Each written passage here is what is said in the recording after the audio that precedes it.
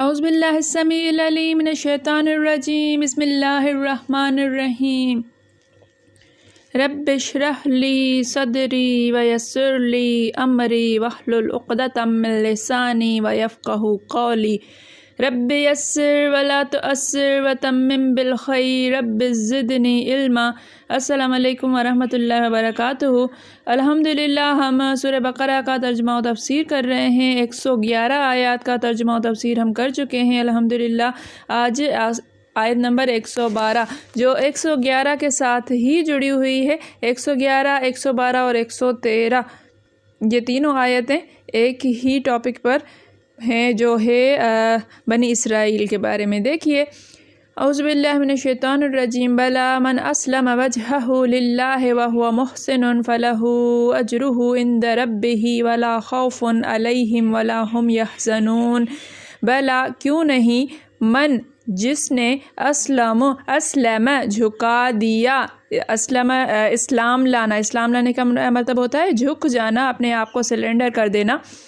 کیوں نہیں جس نے جھکا دیا وجہ چہرہ، اپنا چہرہ، للہ لے کے لیے، اللہ کے لیے، وہ محسن نیکوکار ہے، احسان کرنے والا ہے، فلہ پس لا کے لیے، اس کے لیے اجرہ اجر اس کا، عند پاس، رب ہی اس کے رب کے، اس کا اجر اس کے رب کے پاس ہے، اس کا اجر اپنے رب کے پاس ہے۔ ولا خوف اور لا نہیں خوف کوئی خوف، علیہم اللہ پر، ہم ان پر، ولا ہم اور لا نہیں ہم وہ نہیں، یحزنون غمگین ہوں گے، وہ غمگین ہوں گے اور وہ نہ ہی غمگین ہوں گے۔ بلا من اسلم وجہہ للہ کیوں نہیں جس نے جھکا دیا اپنے چہرے کو اللہ کے لیے، وہو محسن حال یہ ہے کہ وہ نیکوکار ہے، نیکیاں کرنے والا ہے، فلہ اجرہ عند ربہ تو اس کے لیے ہے اس کا اجر اپنے رب کے پاس، ولا خوف علیہم ولا ہم یحزنون تو اسے کوئی نہ خوف ہوگا اور نہ ہی وہ غمگین ہوں گے۔ ہاں، جو شخص اللہ کے آگے گردن جھکا دے یعنی ایمان لے آئے اور وہ نیکوکار بھی ہو تو اس کا صلہ اس کے پروردگار کے پاس اور ایسے لوگوں کے پاس ہے، اور ایسے لوگوں کو قیامت کے دن نہ کسی طرح کا خوف ہوگا اور نہ ہی وہ غمگین ہوں گے۔ وقالت الیہود لیست النصارى وقالت اور قالت کہا الیہود یہودیوں نے، لیست نہیں ہے، کوئی شے نہیں ہے، لیست نصارى اور یہود نے کہا کہ نصارہ کچھ بھی نہیں ہے، کوئی چیز ہی نہیں ہے، اللہ شیئن اللہ پر، شیئن کسی چیز پر نہیں ہے۔ وقالت اور قالت کہا نصارہ نے، اور نصارہ کہتے ہیں، عیسائی کہتے ہیں، لیست نہیں ہے، الیہود یہود علی شیئن کسی چیز پر، یعنی ان کا کوئی ایمان نہیں ہے، وہ کسی بھی ایمان والے حصے پر نہیں ہے، ان کی کوئی اہمیت ہی نہیں ہے، کسی چیز پر نہیں ہے۔ وہم اور ہم وہ واو حالیہ ہے یہاں پر، حالانکہ وہ حال یہ ہے کہ وہ یتلون پڑھتے ہیں، تلاوت کرتے ہیں، الکتاب کتاب کو، حال یہ ہے کہ وہ کتاب کو پڑھتے ہیں، یعنی دونوں اہل کتاب ہیں، کذالک اسی طرح، قال کہا الذین وہ لوگ جنہوں نے لا یعلمون لا نہیں یعلمون وہ علم رکھتے، وہ علم نہیں رکھتے ہیں، اور اسی طرح سے کہا جو لوگ علم نہیں رکھتے، مثل قولہم مثل جیسی مثال، قولہم قولہم ان کے بات کے جیسی، اور وہ لوگ جنہیں کوئی علم نہیں ہے انہوں نے ان کے بات کے جیسی بات کہی۔ فاللہ پس سو اللہ یحکم فیصلہ کرے گا، بینہم ان کے درمیان ہم ان کے، یوم القیامت یوم دن، القیامت قیامہ، ان کے فیصلہ کرے گا ان کے درمیان قیامت کے دن، فی ما کانوا فی میں ما جو یا جس میں کانو وہ تھے، فیہ اس میں، یختلفون اختلاف کرتے، جس میں وہ اختلاف کرتے تھے۔ اللہ تعالیٰ اس چیز کے درمیان فیصلہ کر دے گا جس میں وہ اختلاف کرتے تھے۔ وقالت الیہود لیست النصارى علی شیء، اور یہودیوں نے کہا کہ انصار یا عیسائی کسی چیز پر نہیں ہیں۔ وقالت النصارى لیست اليہود علی شیء، اور نصارہ نے کہا یعنی عیسائیوں نے کہا کہ یہود کسی چیز پر نہیں ہے، یعنی ایک دوسرے کو کہتے تھے کہ یہ کسی چیز پر نہیں ہے۔ وہم یتلون الکتاب، حال یہ ہے کہ وہ کتاب کو پڑھتے ہیں۔ کذالک قال الذین لا یعلمون، اسی طرح سے کہا ان لوگوں نے جو علم نہیں رکھتے، مثل قولہم، ان کے بات کے جیسی ہی، فاللہ یحکم بینہم یوم القیامہ، اللہ تعالیٰ فیصلہ کرے گا ان کے درمیان قیامت کے دن، فیما کانوا فیہ یختلفون، جس میں وہ اختلاف کرتے تھے اس میں اللہ تعالیٰ فیصلہ کر دے گا۔ اور یہودی کہتے ہیں کہ عیسائی رستے پر نہیں، اور عیسائی کہتے ہیں کہ یہودی رستے پر نہیں، دونوں راہ راست پر نہیں ہیں، حالانکہ وہ کتاب الہی پڑھتے ہیں۔ اسی طرح بالکل انہی کی سی بات وہ لوگ کہتے ہیں جو کچھ نہیں جانتے، یعنی مشرک۔ تو جس بات میں یہ لوگ اختلاف کر رہے ہیں، اللہ قیامت کے دن اس کا ان میں فیصلہ کر دے گا۔ اب بات چل رہی تھی یہودیوں کے بارے میں، یہودیوں کے غرور کے بارے میں کہ انہوں نے کیا کہا تھا، کہ کل جو ہم نے پڑھا تھا قالوا لن يدخل الجنہ الا من كان هودا ونصارى، انہوں نے کہا تھا یہودی ہوگا یا نصارہ ہوگا وہی جنت میں جائے گا، اس کے علاوہ کوئی نہیں جائے گا۔ تو اللہ تعالیٰ فرماتے ہیں کہ تلک امانیہم، یہ صرف ان کی جھوٹی آرزویں ہیں، تمنائیں ہیں باطل۔ قل ہاتوا برہانکم ان کنتم صادقین، آپ کہہ دیجئے اگر آپ سچے، تم سچے ہو تو لے آؤ، کوئی دلیل لے آؤ۔ یہ ہم نے کل پڑھا تھا، اسی کو جو ہے وہ آگے چلائیں گے۔ یہی چیز ہم نے پڑھی تھی کہ وہ کہتے تھے کہ جنت جو ہے وہ کسی اور کی نہیں ہے۔ اسی طرح سے پیچھے بھی ہم پڑھتے ہوئے آئے ہیں۔ اب اللہ تعالیٰ نے ان کو جو ان کی عاجزی کو جو ہے ان کو عاجز کر کے کہا کہ لاؤ دلیل پیش کرو، عاجز ثابت کر دیا کیونکہ دلیل ان کے پاس تھی نہیں۔ پھر فرمایا ہاں جو کوئی بھی اللہ کا فرمان بردار ہو جائے اور خلوص و توحید کے ساتھ نیک عمل کرے، اسے پورا اجر و ثواب ملے گا، ہے نا۔ بلا من اسلم وجہہ للہ ومحسن فلہ اجرہ عند ربہ، اس کو پورا اجر ملے گا۔ جیسے اور جگہ فرمایا کہ یہ اگر جھگڑیں تو ان سے کہہ دو کہ میں اور میرے ماننے والوں نے اپنے چہرے اللہ کے سامنے متوجہ کر دیے۔ غرض یہ ہے کہ اخلاص اور مطابقت سنت ہر عمل کی قبولیت کے لیے شرط ہے۔ اخلاص اور سنت کی پیروی کرنا، یہ کیا ہے؟ جو بھی آپ عمل کرو گے اس کے لیے شرط یہ ہے کہ آپ کے اندر اخلاص ہو کہ صرف اور صرف اللہ کے لیے کر رہا ہوں، دکھاوے کے لیے نہیں کر رہا۔ دوسرا، سنت کی پیروی کر رہا ہوں، نبی کریم صلی اللہ علیہ وآلہ وسلم کی سنت سے ہٹ کے کام نہیں ہے، تو آپ کا جو عمل ہے وہ مقبول ہے۔ تو اسلم وجہہ سے مراد خلوص، وہو محسن سے مراد اتباع سنت ہے۔ ایک تو یہ کہ یہ من اسلم وجہہ للہ، اللہ کے لیے اپنے چہرے کو جھکا دیا، اللہ کے آگے جھک گیا، اپنے پورا کا پورا جو ہے وہ خلوص صرف اللہ تعالیٰ کے لیے ہے۔ اس کے بعد کیا ہے؟ وہ محسن، اور وہ کیا ہے؟ نیکوکار بھی ہے، نیکیاں کرنے والا ہے۔ نیکیاں کس طرح سے کریں گے؟ جب تک نبی کریم صلی اللہ علیہ وآلہ وسلم کی پیروی نہیں ہوگی، سنت اتباع سنت نہیں ہوگی، نیکی نہیں کہلائے گی۔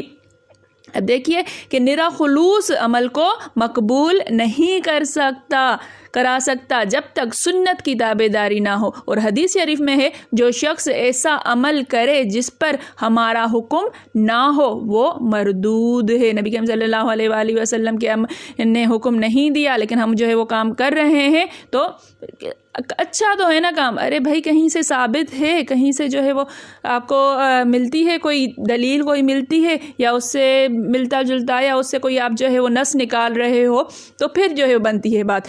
پس رہبانیت کا عمل وہ خلوص پر مبنی ہو لیکن تاہم اتباع سنت۔ رہبانیت کہتے ہیں دنیا کو چھوڑ کر تنہائی اختیار کر لینا، بالکل دنیا کے کاموں سے ہٹ کر ساری دنیا کو جو ہے وہ ٹاٹا کہہ کے خداحافظ کہہ کے آپ جو ہے وہ ایک کونے میں بیٹھ جاؤ، جنگل میں نکل جاؤ اور تنہائی اختیار کر کے مسلسل عبادت ہی، اللہ کی عبادت ہی کرتے رہو، لیکن چونکہ وہ اتباع سنت نہیں ہے، سنت کی پیروی نہیں ہے۔ نبی کریم صلی اللہ علیہ وآلہ وسلم نے اس سے منع فرمایا ہے، یہ نہیں کہا ہے کہ آپ جو ہے وہ پوری دنیا کے دھندوں کو چھوڑ دو اور صرف اللہ تعالیٰ کی عبادت کرو۔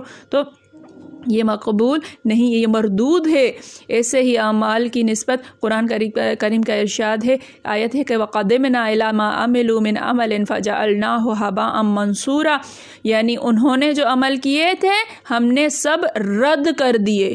دوسری جگہ فرمایا کہ کافروں کے اعمال ریت کے چمکیلے تودوں کی طرح ہیں، جنہیں پیاسا پانی سمجھتا ہے لیکن جب اس کے پاس جاتا ہے تو کچھ نہیں پاتا۔ دیکھو دور سے جو ہے ایک پیاسا جا رہا ہے اور ریت چونکہ چمکتی ہے، دور سے ایسے لگتا ہے جیسے پانی ہے، وہ چلتا جاتا ہے لیکن آگے دیکھتا ہے کہ یہ تو ریت ہے، یہ تو پانی نہیں ہے۔ تو یہ ایسے ہی عمل ہے کہ وہ پانی سمجھ رہا ہے لیکن اس کو کچھ بھی نہیں مل رہا ہے۔ لیکن اچھا، اور جگہ وہ ہے کہ قیامت کے دن بہت سے چہروں پر ذلت برستی ہوگی، جو عمل کرنے والے تکلیفیں اٹھانے والے ہوں گے۔ کیوں؟ صحیح طریقہ نہیں ہے یا اخلاص کے ساتھ نہیں ہے، صرف اللہ کے لیے نہیں ہے، دکھاوا ہے، دنیا کی خاطر کیا ہے، دنیا کو بتانے کے لیے کہ میں اتنا نیک ہوں، اتنا جو ہے وہ پارسا ہوں۔ اور قیامت کے دن کیا ہوگا؟ اس کی ساری چیزیں لپیٹ کے اس کے منہ پہ مار دی جائیں گی۔ اللہ تعالیٰ معاف کرے۔ اس طرح سے ایک وہ فرمایا گیا ہے نا کہ ایک نمازی جو ہے وہ نماز پڑھ کے جب اٹھتا ہے تو وہ جیسے ہی پیٹ پھیرتا ہے تو اس کی نماز لپیٹ کر اس کے منہ پر مار دی جاتی ہے۔ کیونکہ اس میں اخلاص نہیں ہوتا، اس میں جو ہے وہ اتباع سنت نہیں ہوتی، اس نے صرف دکھاوے کے لیے وہ نماز پڑھی ہوئی ہوتی ہے۔ اس قدر خیال کیا کیجئے کہ بہت جو ہے معاملہ سخت ہے۔ اچھا، آگے جو ہے تکلیفیں اٹھانے والے ہوں گے اور بھڑکتی ہوئی آگ میں داخل ہوں گے، بہت زیادہ عمل کرنے والے، لیکن کیا ہوگا؟ بھڑکتی ہوئی آگ میں داخل ہوں گے اور گرم کھولتا ہوا پانی انہیں پلایا جائے گا۔ حضرت امیر المومنین عمر بن خطاب نے اس آیت کی تفسیر میں مراد یہود و نصارہ کے علماء اور عابد لیے ہیں۔ ایمان نہیں ہے ان کے پاس لیکن عمل کیے جا رہے ہیں۔ کتنے آپ لوگوں لگے یہ جو جوگی ہوتے ہیں، اتنے مشکل یہ جو ہے وہ عمل کرتے ہیں کہ سالوں جو ہے وہ 100 سال تک 50 سال کر ایک ٹانگ پر کھڑے ہیں، یا جو ہے وہ کھاتے پیتے نہیں اور پتہ نہیں کیا کرتے ہیں۔ اور یہود و نصارہ کے علماء اتنی زیادہ عبادتیں کرتے ہیں، لیکن کیا ہوا کہ ان کے پاس ایمان نہیں ہے تو ان کا عمل کس کام کا ہے؟ پھر کیا ہے کہ یہ بھی یاد رہے کہ کوئی عمل گو بظاہر سنت کے مطابق ہو لیکن عمل میں اخلاص نہ ہو۔ سنت پہ تو میں کر رہا ہوں عمل، لیکن کیا ہے کہ اخلاص ہی نہیں ہے، دنیا کو دکھانا، مقصود اللہ کی خوشنودی نہیں ہے، وہ عمل بھی مردود ہے۔ ایسا عمل جو ہے وہ ریاکاری کہلاتا ہے، منافقت کہلاتا ہے۔ اور ریاکار اور منافق لوگوں کے اعمال کا بھی یہی حال ہے، جو صرف دکھاوے کے لیے عمل کرتے ہیں، دکھاوے کے لیے روزے رکھے، میں اتنا نیک ہوں، میں نے یہ عمل کیا، میں نے اتنا، خاص طور پر صدقہ دینا جو ہے کس طرح سے دکھا کر کیا جاتا ہے کہ میں اتنا نیک ہوں، اور اللہ تعالیٰ کو پتہ ہے کہ آپ لوگ جو ہے وہ کس طرح سے کر رہے ہو، کیوں کر رہے ہو۔ اللہ تعالیٰ ہم سب کو معاف کرے، اللہ تعالیٰ ہم سب کے اندر اخلاص پیدا فرمائے۔ جیسے اللہ تعالیٰ نے فرمایا کہ منافق اللہ کو دھوکہ دیتے ہیں اور وہ انہیں دھوکہ دیتا ہے، یعنی اللہ انہیں دھوکہ دیتا ہے۔ اور نماز کو کھڑے ہوتے ہیں تو سستی سے کھڑے ہوتے ہیں، صرف لوگوں کو دکھانے کے لیے عمل کرتے ہیں اور اللہ کا ذکر بہت ہی کم کرتے ہیں۔ اور فرمایا آیت فویل للمصلین، کیا ویل ہے ان نمازیوں کے لیے، ہلاکت ہے ان نمازیوں کے لیے جو اپنی نماز سے غافل ہیں، جو ریاکاری کرتے ہیں، چھوٹی چیزیں بھی روکتے پھرتے ہیں۔ ایک آپ کو بہت بڑا جو ہے وہ نمازی ملے گا، لیکن کسی کی مدد کرنے کے لیے وہ جو ہے وہ اپنا ایک کسی کو ایک ڈوئی، ایک چمچہ، ایک پلیٹ جو ہے وہ نہیں دے گا، استعمال کر کے واپس کرنی ہے صرف۔ یہ ویل للمصلین، یہ صورت پڑھ کے دیکھیے گا کتنی زیادہ جو ہے وہ ان چیزوں پر سختی ہے۔ ہم تو اپنی چیزیں نہیں دیتے، میں تو اپنی چیز کو کسی کو ہاتھ لگانے نہیں دیتی، ہم میں تو رواج نہیں ہے کہ کسی کو ادھار چیز دی جائے۔ اللہ کے بندو، اللہ تعالیٰ کیا فرماتا ہے، جو اپنی ایک تو نمازوں سے غافل ہیں، ریاکاری کرتے ہیں، چھوٹی چیزیں بھی روکتے پھرتے ہیں، ذرا سی استعمال کی چیز دی اور آپ کو جو ہے وہ اس کی استعمال ہوا، واپس کر دی۔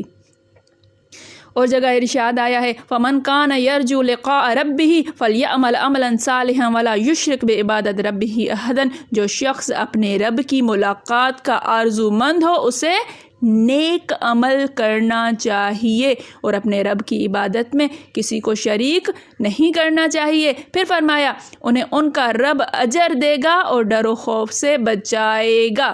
اگر ہر چیز صرف اور صرف اللہ کی رضا کے لیے ہے، خلوص دل سے صرف اور صرف اللہ کی رضا ہی مقصود ہے اور خلاف سنت نہیں ہے، تو اس کے لیے اللہ تعالیٰ نے بہت بڑا جو ہے وہ انعام رکھا ہے۔ کیا؟ نہ ڈر ہوگا نہ ہی خوف ہوگا۔ ڈر سے بچائے گا، آخرت میں انہیں ڈر نہیں ہے اور دنیا کو چھوڑنے کا ملال ہی نہیں ہے انہیں۔ دنیا میں کہ بھلے وہ کروڑ پتی ہو، ارب پتی ہو، خرب پتی ہو، لیکن وہ اتنے سکون سے اللہ تعالیٰ کے پاس جا رہا ہوگا کہ اسے بالکل پرواہ ہی نہیں ہوگی کہ میں کیا پیچھے چھوڑ رہا ہوں۔ اسے صرف یہ خوشی ہوگی کہ میں اپنے رب سے ملاقات کرنے کے لیے جا رہا ہوں۔ اسے اس کا بڑا سے بڑا نقصان ہو جائے لیکن اس کو یہ پتہ ہے کہ اللہ کی رضا اس میں ہے، تو اس کے سر پہ ایک بل بھی نہیں آئے گا، ایک افسوس بھی نہیں آئے گا، اس کے منہ سے فوراً نکلے گا اِنَّ لِلَّهِ وَإِنَّا إِلَيْهِ راجعون، میں اللہ کے لیے ہوں اور اللہ کی طرف ہی مجھے لوٹنا ہے، صرف اور صرف اللہ کے لیے۔ تو اس کے اندر اللہ کی محبت، اللہ کی رضا اتنی زیادہ بس جائے گی کہ اسے پرواہ ہی نہیں ہوگی۔ اللہ تعالیٰ اس کو غنی کر دے گا، دل کا غنی کر دے گا۔ پھر یہود و نصارہ کی آپس کی بغض اور عداوت۔ اب آخری آیت، یہ والی آیت جو ہے جو ہم نے پڑھی، وقالت الیہود لیست النصارى، یہ آپس میں بھی جو ہے وہ بغض رکھتے تھے، حسد رکھتے تھے۔ اس طرح سے وہ یہ نہیں ہے کہ یہ لوگ جو ہے وہ صرف مسلمانوں کے ساتھ ہی رکھتے تھے، نہیں، بلکہ یہ آپس میں بھی عداوت رکھتے تھے۔ اس کا ذکر اللہ تعالیٰ نے فرمایا کہ نجران کے نصرانیوں کا وفد جب نبی کریم صلی اللہ علیہ وآلہ وسلم کے پاس آیا تو ان کے پاس یہودیوں کے علماء بھی آئے۔ اب وہاں سے نجران سے وفد آیا ہے اور یہودیوں کے علماء بھی آئے ہیں۔